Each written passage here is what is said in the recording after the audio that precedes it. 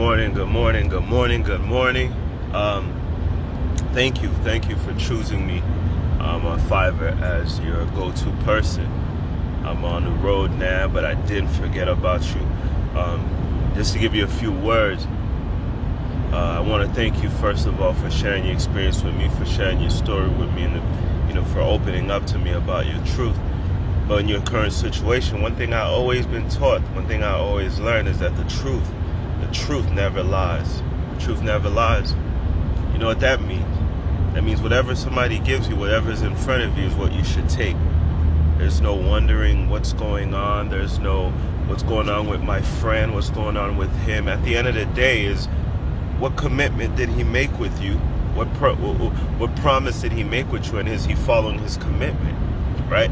If you lent somebody $20 and you told them, or let's lift the game up a little.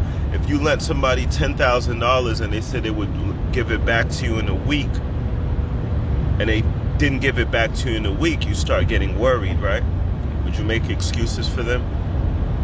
If they didn't contact you about the money they owed you, would you make excuses for them? Or would you realize that maybe this is not somebody that I should lend my money to? And one thing my father-in-law taught me with his own daughter, there was a situation with my ex and I that was very similar, where things weren't really clear. And I spoke to her father and asked her questions, and then he told me something I'll never forget. He says the truth is black. It is either black or it's white. It's either, the truth should always be clear at all times. Communication is what makes the truth clear. When you speak clearly, when you say the things that you mean, it should also show through your actions. So it's a two-way channel. Not only must you say this is what I want to do, but the truth is following through on your words. And that's what the truth is about. I don't follow words of people. I follow their action. The words is like the GPS. It tells you where I'm going, and my actions show you that this is actually where it is. So for your situation, stay back and listen to the truth. If he's not contacting you, then you have to ask yourself, is this the kind of relationship that I want to be in? Is this the kind of communication that I want to be in? But there's also two cuts to the story, right? He's going through death in his family. He's going through things right now in his life. There's another way to look at it. Do I hang around and be patient? Do I take this time and make it more about him than about myself? Am I really putting these things in my head? Because your friend didn't tell you she's into him. He didn't tell you she's into her. So unless you know 100% for sure, is that something you want to leave? Is that something you want to live by? Is that something you want to keep in the back of your mind when it doesn't serve you? Think about that. A lot of times we think of all the different scenarios, and it could also be positive. Maybe he's hurting, but if you're thinking too much about yourself and what he may be doing to you, maybe it may prevent you from being there for them in a time of need. Maybe by having that in the back of your mind is affecting your ability to be there for him when he needs you the most. So there's many things to think about. If he tells you he's there, you have to take him on his word, and you have to take in consideration what he's going through. And you have to be there. It can't be about you. It can't be about you right now.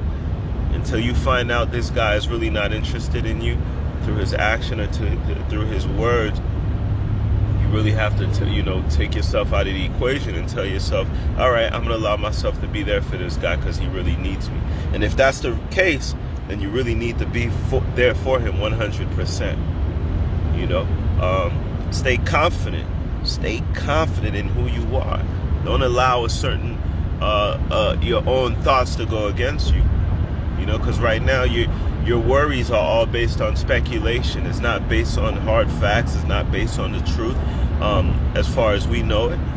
So you have to stay the course. If things have been great, he's also seeing it the same as well. Things are great, and maybe he's thinking, here's a time I need her right now. I've been there for her. I've been around. I invested my time into her. So therefore, are you really being there for him at this time? Think about it. Maybe you need to be there for him and take yourself out of the equation and not make it about yourself. He needs you. He has death in his family. He's going through stress and with his situation from school.